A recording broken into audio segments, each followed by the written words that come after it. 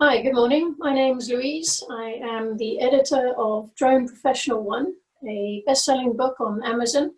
It features 16 professional drone experts from around the world giving their best thinking on the drone industry, drone technology, as well as sort of describing some of the applications that they use drones for, software development, drone design, and other sort of aspects of the whole business. I've got one of those experts with me here today from Dubai. We're going to have a chat about his role in the industry, what he had to say in this chapter, and also just some sort of general sort of feedback and comments about the drone industry today in terms of how COVID-19 has affected, or equally drones are influencing the response to COVID-19. So Rabih Rashid from FEDS Drone Powered Solutions. Hello. Hello. Hi, Louise. How are you? Thanks for joining me. Thank you for having me. Cool. If I can sort of just leap straight into the questions.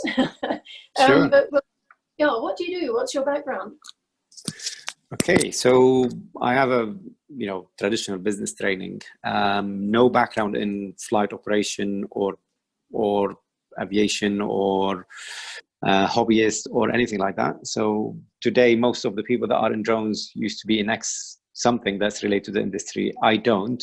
My attraction to it was about 7 years ago. It was just clear that's going to be a disruptive industry. And as an entrepreneur, I was like, okay, this is interesting. If this is real, that's going to be amazing. And at the time, it didn't exist in the Middle East at all. So there was very few countries that really was operational.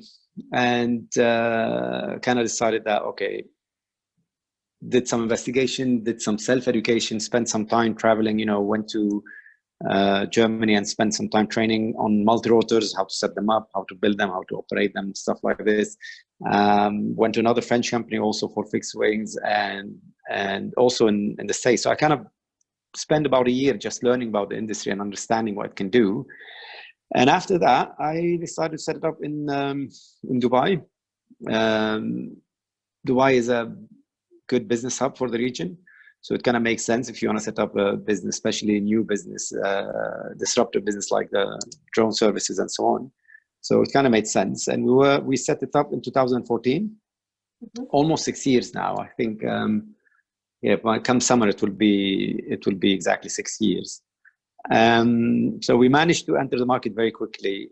And this is how we end up here. So to me, it was mostly kind of a business idea to kind of create something new. But obviously, the moment I've learned it, it just became a huge passion and became kind of a drone ambassador. That's all I did for the last 7 years now. I just eat, sleep, and breathe drones, really. I think that's a common feature of us all. Yeah. Eh? We totally captured.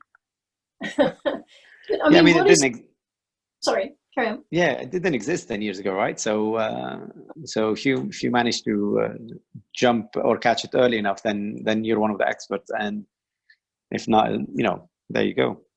But what is it specifically? What really captures your attention with them? With using drone technology. You mean initially or at this stage now? A bit of both, I suppose. You obviously had an initial drive. Now you've evolved. Yeah, now it became just a huge responsibility. So now we grow into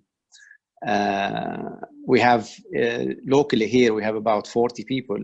So sadly I haven't flown a drone myself for probably about 18 months or so. Just busy running the office and just doing stuff and don't get a chance. And I don't know if you've heard, but we just we merged with Aerodyne, the Malaysian drone company.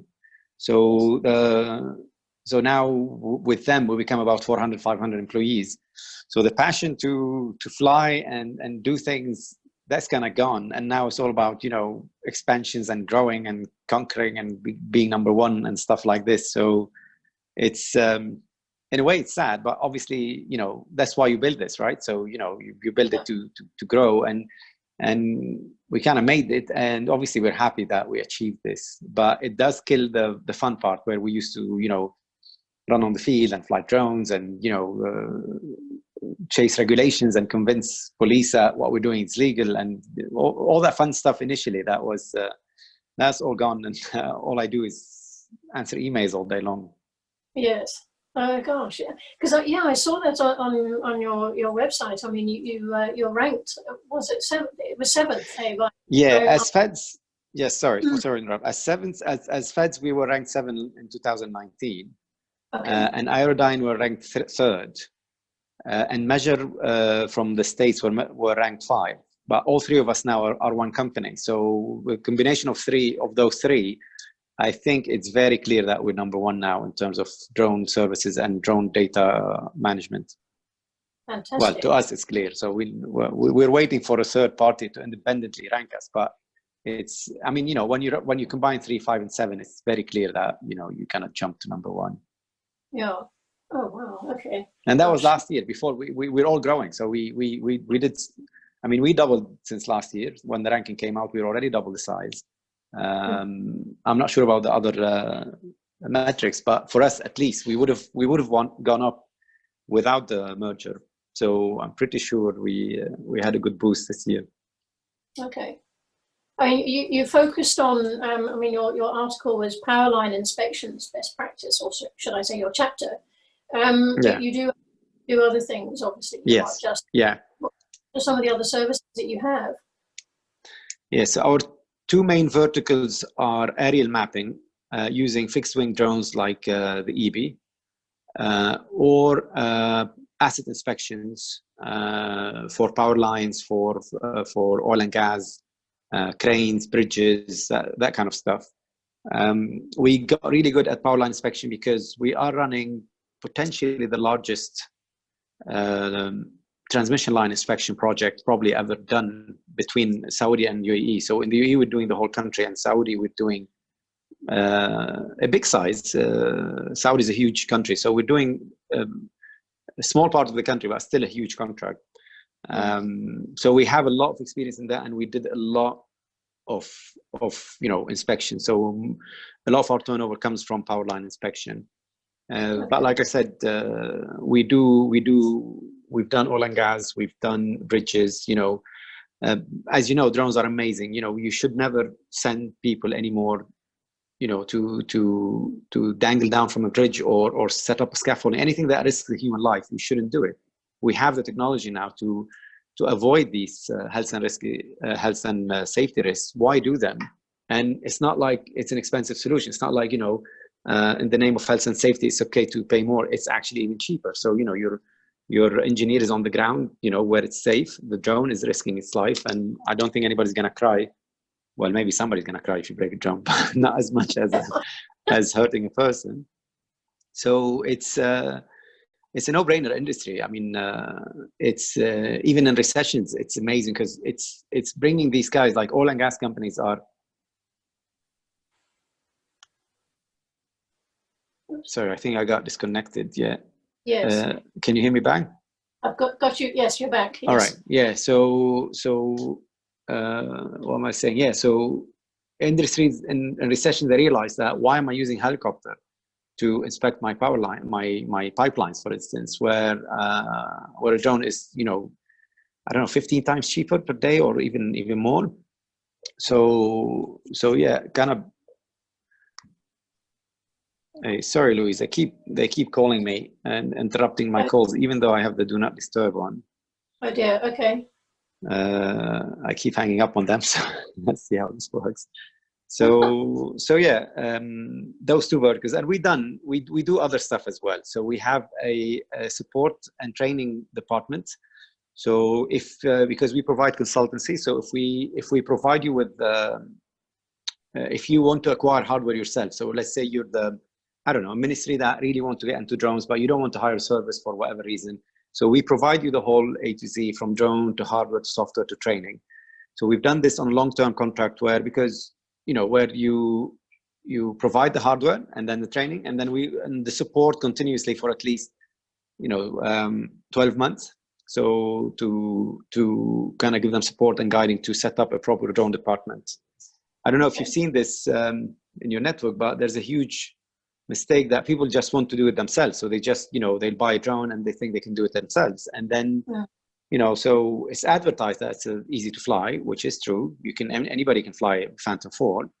It's advertised that it's easy to process, but really there's a lot that goes with it. So the example I keep giving all the time, when your piping breaks, you don't go buy a wrench and a pipe and fix it yourself. You go to a plumber. Yes, it's easy. It's just, but the expertise is there. You need to avoid crashing. There's insurance involved. There's police. There's industry. There's a certain way to collect data. If you don't collect it correctly, you're not going to have a map.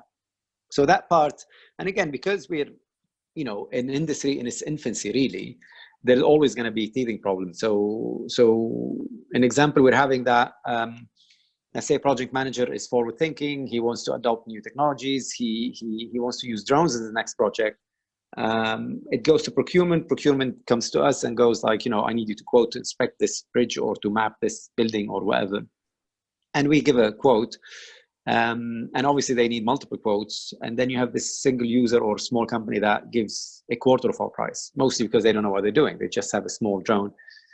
Procurement go with the cheapest guy, because it makes sense, right? If we both say we're going to do the same job, but they're charging less, so they go with them. Now they bust your job up. They give them a map that is not accurate, and the end result, what we're seeing is the clients think, oh, the drone industry is not ready, or drone data is not good enough yet, rather than we chose a non-professional, So this is one thing that we're struggling now, and I think that will go away automatically as we have more, let's say, project managers that are aware. So the project manager will not let the procurement, let's say, get a quote from, so let's say if you want to be audited properly and you go to PwC, let's say, or EY or something, and if you get a quote from, from a freelancer, you're going to dismiss that because, freelancer cannot do the job properly. So until then, I think we're going to keep suffering with this thing that we're going to lose jobs or lose clients that are going to be wrongly assuming that drone data or drone itself is not ready yet, which is absolutely wrong. Honestly, in some applications, especially mapping, we are beyond, entry stages. It's so advanced right now. It's so accurate. Inspection as well. We can see so much more than any other way. When you're doing powerline, I don't know, I can't, I think I did highlight it in my chapter that the alternative to drones is to fly helicopter, or to have people from the ground, or to have a person climb the towers. That's the only 3 ways you could do that. And none of them is efficient. The helicopter have only a top-down view.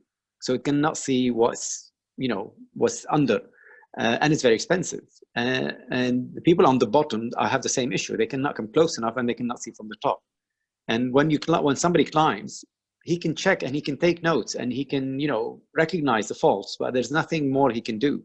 Where a drone can come from any angle, digitize this whole thing, create a digital twin online, and create this huge that didn't exist before, and that saves so much money. I mean, in some we've seen it now internationally. Some of them don't do this inspection, so the line would be inspected once every 10 years. So it's basically an accident waiting to happen because they don't have efficient ways to do it. So they alternate. So when they realize a line is old, they shut it down. They rely on another network while they send somebody to fix it or check it. So now they don't have to do this. The network can work all the time. The drones are constantly inspecting, and they can be, they are an amazing tool at early detections and constant maintenance. So the return on investment there, while hard to measure because if we're finding the fault before it breaks, you can only imagine the savings. If you have a shutdown of power for a small part of town or city, you can imagine the economical effects. So it's hard to measure how much money we would have saved them, but avoiding shutdowns is their biggest thing. So none of them is finding it expensive. So I don't know. So for a few million a year, you can guarantee that you're not going to have a shutdown, or at least reduce the chances of a major damage or a power cut by 90% or so. So yeah, so it's a huge benefit. Well, definitely. I mean, there was something that you said there about people will go and buy a Phantom 4. I mean, there's a huge point to be made there that, one drone doesn't solve everything. And in fact, from what I got from your chapter is you fly, 3 times with, is it 3 different drones or 2 different drones? Because I mean, you're using a Yeah. heavy duty drone for one aspect, then so I mean, there's no way that you could use a Phantom 4 to do what you do with the accuracy or the value. And in any case, you've got to have a particularly don't you? So it's not going to be interfered with by the power lines. I mean, I mean, the Phantom 4 is not so. I mean, it can be used, but the level of details we're looking for is not enough. So what we use is a heavy lifter to put huge cameras and sensors on it to get that millimeter resolution that the client is looking for, because really we are looking for the tiniest cracks that are not visible from the ground, that are not visible from anywhere else. So if a crack is less than millimeters, you need the maximum resolution you can get. Otherwise, you're going to miss something, and what's the point? And then we need to do IR, infrared inspection, basically. So that's another payload. And we do also UV camera inspection. UV inspection also is a big sensors that needs a heavy lifter to pick it up. So none of those can be done with a small camera. But the technology is evolving. So just now we heard that the Mavic Air 2 is released, I think. And it's a tiny, tiny drone with a 42 megapixel camera. Now, we haven't seen it, we haven't tested it, but if this is real and it can give us a resolution, then potentially, we could be moving and, using these systems, but obviously they remain to be tested and not everything can be done. So you will need, again, that's building on the same story, that if a guy have a drone, doesn't mean he can do the job. So what we have is a huge multitude, because sometimes you get to the field and you realize that tower is inaccessible at all. You can't reach it, not by car, not by foot, not anywhere. So you need to have a system that it works. So the same drone will not do the same job everywhere. So you need to have something that you can do, because you still have to fly within line of sight for regulation-wise. At the same time, you cannot, when you're doing close CVI,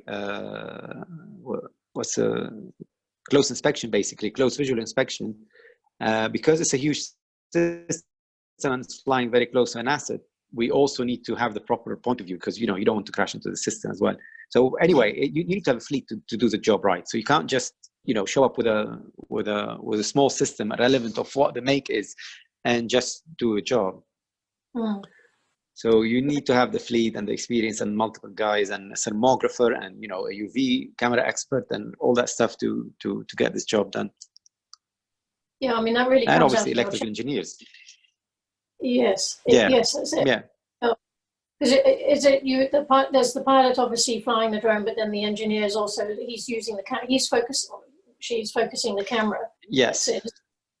Yes, exactly. So our procedure is, what we'd like to hire right now, we get hobbyists to be our main pilots, because those hobbyists are amazing at flying, because it's their passion. They fly when they're not working, they're flying on the weekend anyway. So they're really, really good at flying. You trust them to maneuver a drone really nicely, especially the Racers Club. We like to hire pilots from the Racers Club, the one that actually race. So the last pilots we hired, they're all from a racing club. They all quit their normal jobs and became drone pilots, and they love it. So their bedrooms and garages are full of drones anyway. So when we offer them a job, they came running. They dropped everything. So now they just fly every day instead of just a weekend. So we like these for pilots because they're really, really good with their thumbs. And for the payload operators, obviously you want that expert in the field of, so when we're doing electrical power inspection, we get electrical engineers, because he knows what he's looking for. He knows where to point the cameras. He can instruct the pilots on, where to go, what to see, what to do. And obviously you need a thermographer that understands IR, and, so that's how we do it on inspection. And it's the same for mapping, to be honest. Though with mapping, the drones are so easy because they fly themselves. There's no manual piloting anymore. So for those, we hired GIS people. Anybody that studied surveying or GIS, they don't need to have any experience, because there's no drone schools yet or proper drone. We just get the fresh graduate and then we train them on how we do it with drones. So they understand most of the stuff from their schooling, but they don't need to have much field experience, because we kind of have our own methods and ways we do things. So we like to hire them just, fresh out of university, and then train them on the way we do things ourselves. So that's how kind of we get our teams, yeah. I like the idea of the drone racers. That's rather neat because yes, those skills that they have are incredible. Yeah, yeah, yeah. I mean, it's around. it's amazing. Yeah. Yeah. You mentioned towards the end of your chapter about, you know, obviously it's not just about flying the drone, it's the data that you're collecting. Yes. You're developing software along that lines. Has that progressed further since when you wrote the chapter? Yeah, so the software is getting more and more accurate. So the problem with AI, it takes so much training. All that machine learning stuff is just, it's great on paper because right now, because our clients are expecting the highest level of accuracy in terms of fault detection. So you know, obviously there's always error even when we're doing QC with humans. Right now, all of our submittals have been done with the humans, basically manually is what it's called these days, because the best we've achieved is 85% with the AI, just detecting faults, and obviously that's not enough. But you know, when we started, it was 20%, and then we get 30%. So now we're achieving 80%, 85% accuracy. It's getting better and better. So we're hoping by next year,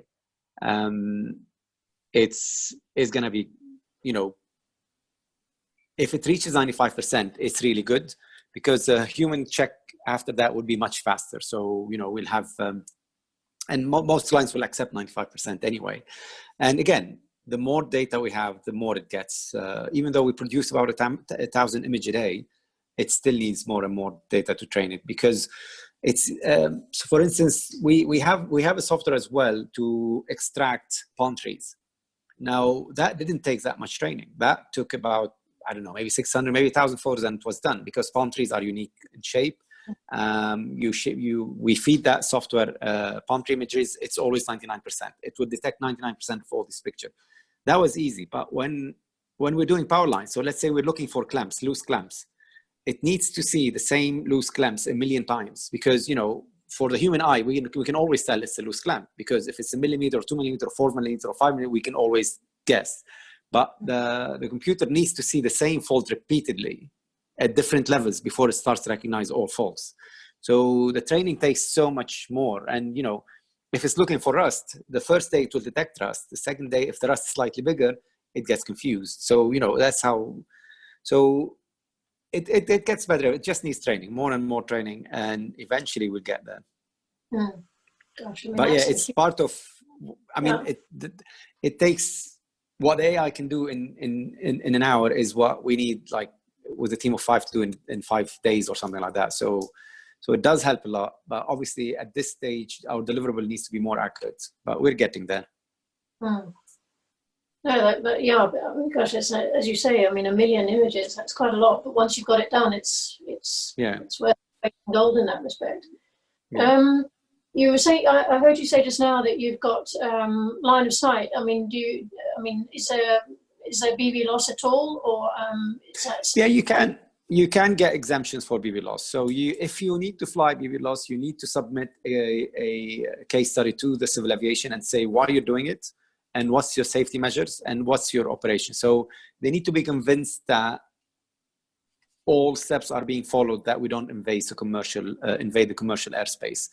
So if we submit a good case study, and you know, they can issue a NOTAM, and then we get to do it. So by law, you're not supposed to do it. Obviously, it's part of the usual regulations that are everywhere. So distance from the pilot, altitude, you know, away from cities, all of that applies.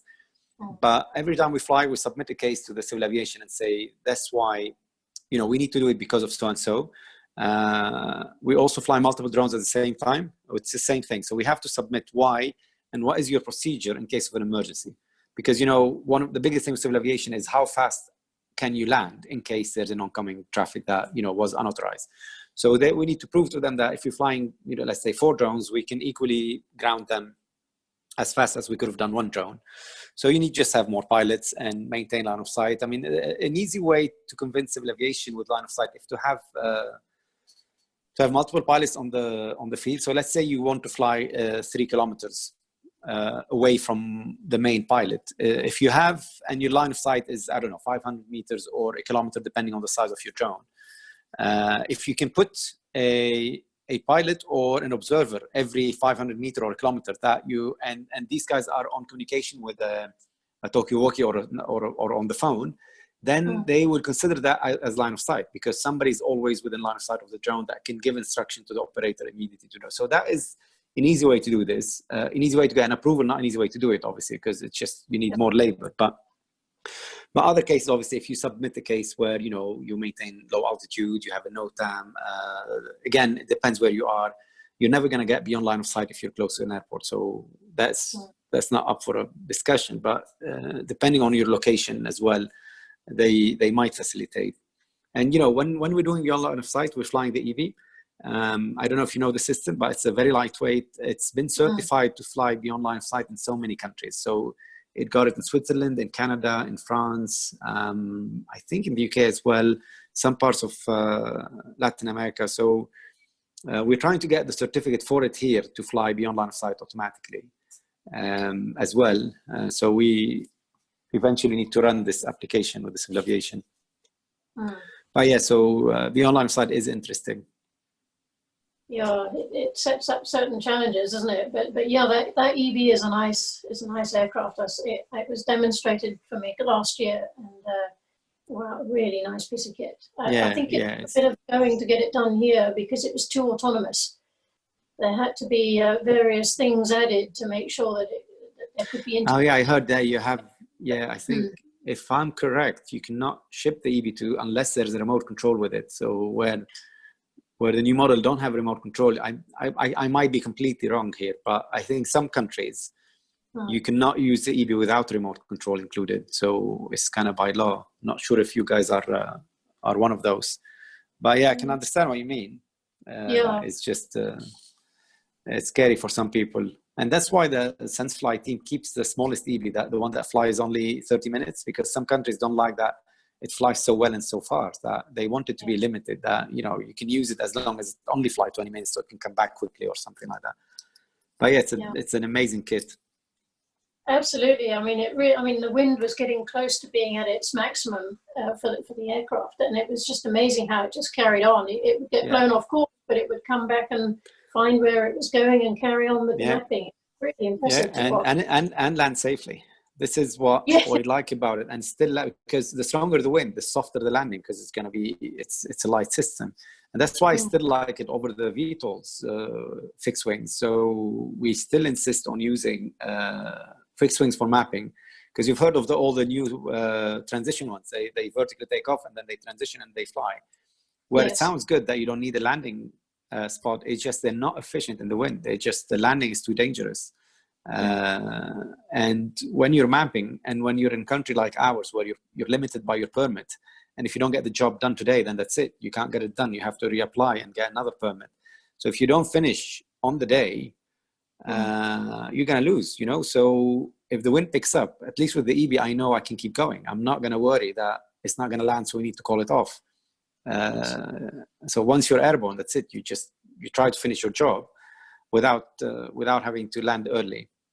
And this is if you're you know, a surveyor, an aerial surveyor, a lot of people take this for granted, like, oh, it doesn't matter, it's only 5 minutes. It just makes a huge difference. That extra line of the flight pass, if you don't get it done, then you have to redeploy the next day, and it's a huge cost, not to mention sometimes not possible due to regulations. You know, you have a permit that is limited by time, and if the wind picks up, which as it would, you know, that's why we like those systems more.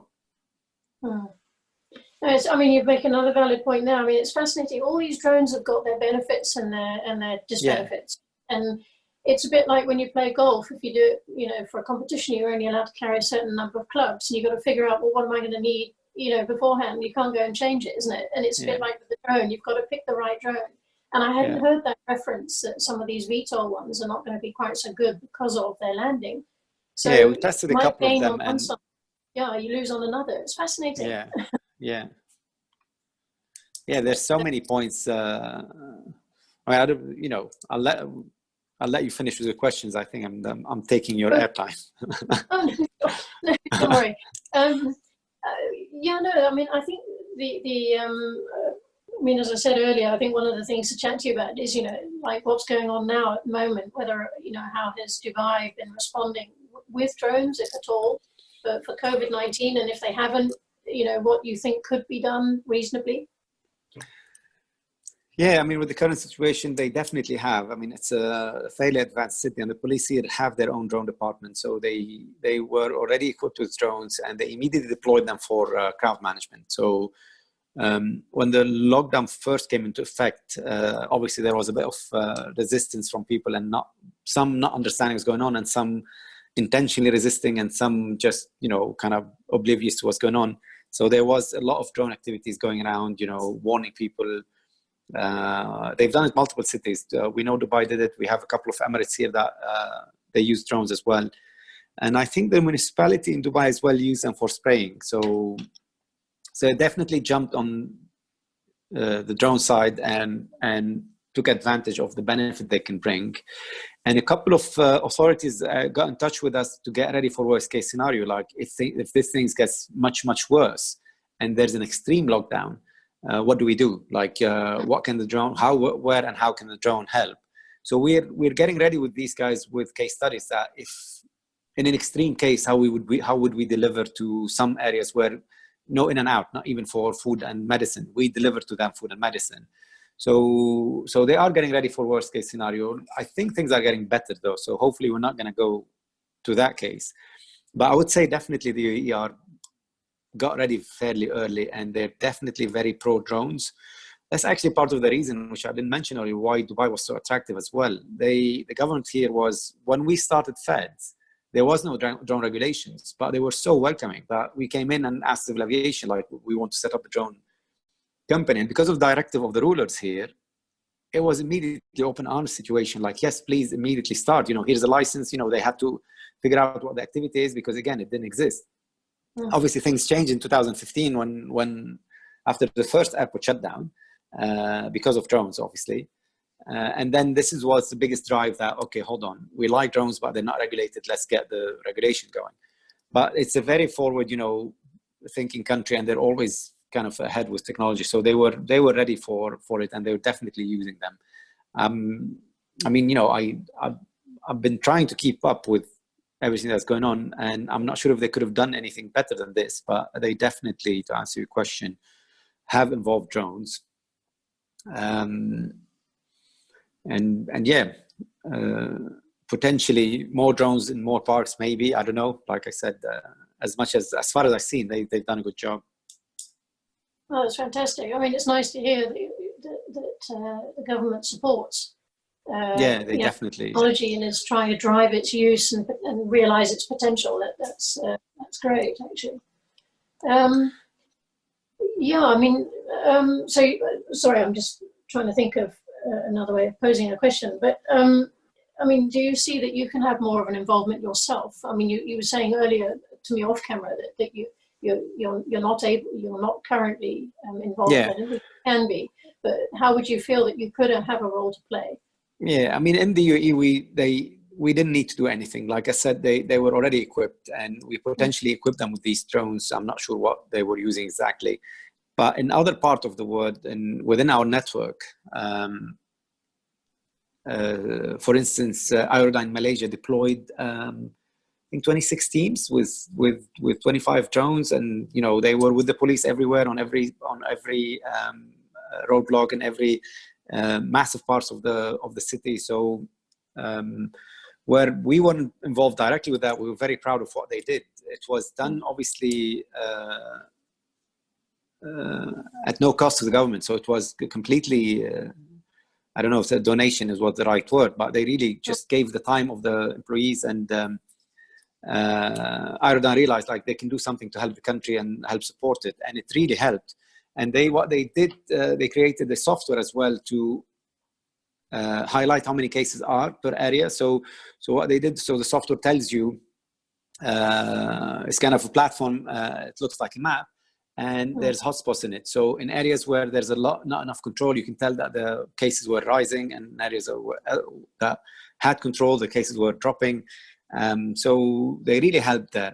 It really made an impact. So, obviously, Malaysia is a much bigger country than here, and so having 26 teams spread around the city, escorting police, giving them, I mean, you would know, and anybody listening to this and understand drones would know that a patrol of two guys, two policemen in an SUV, let's say, they have a limited area they can cover, but you give them a drone, suddenly they can see 4 kilometers in every direction. So you can easily imagine how much more coverage you have, and that translates to compliance. Because while a few guys wants to, like, I'm going to ignore it, or teenagers wants to rebel, or dumb people that insist that coronavirus is not real, or whatever reason they don't want to comply with so that helped a lot to curb because they caught a lot of people just flaunting the rules, walking, sitting outside smoking together. I mean, it's like the worst thing you could do.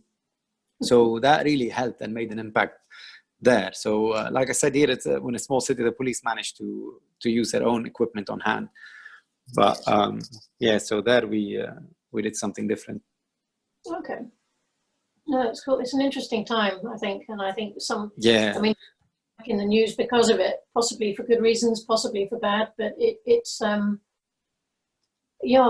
certainly raising people to think more again about the potential of drones under the. I mean, if we, you're right. That I mean, drones have had their share of positive and bad media, but as bad as the situation is with the virus and all, it definitely shows that the drones have a benefit. So for drone people or drone fans, this is going to be good news. I think, like I mentioned earlier, I think the biggest thing that is going to boost is the UTM, the unmanned traffic management. So we know there's so many startups right now working on this, but not many government or civil aviation entities has been taking them seriously. Maybe they're thinking it's too soon or not ready. But now we all know that if we had UTM installed last year, for instance, everybody would be delivering drones today. You wouldn't be going out, you would send a drone or you order a drone. So I think a good impact on the drone would be that we're going to speed up the UTM setup. So authorities going to realize that, hold on the next pandemic or the next emergency, we need to be ready with drones. So that's one positive. And again, a bit of positive for the rest of people to get used to it, that, drones do brings benefit. We need them to fly on top of us. It's not always about privacy and whatnot. I mean, obviously we support the privacy and the health and safety and all that stuff. I still refuse to fly over people with any of our systems, except the eBee, because it doesn't hurt when it falls on people. But if you're flying multi-rotors, anything above 1 kg in weight, as a company policy, we do not fly over people, because we still are worried. But once we have more better drones, safer drones, drones that have international standard of safety and so on, they have to be flying everywhere. They have to be doing deliveries. It's a no-brainer. You reduce congestion. Their carbon footprint is really, really small. Your last mile delivery will be instant and immediate. Again, the benefit is really huge. So it's just a matter of regulation right now, which the corona is going to speed up that process. I think you're right. I certainly hope so. I certainly hope that something positive like that comes out of this, that we can be ready for the next situation, whatever else it might be, through structures and protocols and, as you say, international standards. That's cool. Okay. Well, how would someone get hold of you if they want to talk to you? Follow up on this interview. I think that LinkedIn is the best thing to catch me on. So I have a fairly active there. I'm there, all the time, I guess. So I think my LinkedIn is easy. Just put my full name after linkedin.com/Rabih Abu Rashid. And then just send me a message there. That's the fastest way to catch me. I answer all my messages there. So, and if it's interesting, then we can move it to a more professional, Zoom call or whatever, what we do these days. All right. Excellent. Okay. I'll put that link in the bottom of, I'll put it in the message, the description that goes with the video. But thank you very much for your time. That was, it was really, if I just sign off for everybody watching, thank you very much for watching this Rabih features in Drone Professional 1, which, as I said, comprises some really interesting discussions and case studies on the value of the professional use of drones around the world. There are a couple more interviews to follow, so keep watching and keep looking out for them. If you want a copy of Drone Professional 1, it's on Amazon in Kindle and paperback format. It is an interesting read, so please have a look if you're interested in the industry. In the meantime, though, thanks very much for watching. Keep safe and keep well. Cheers.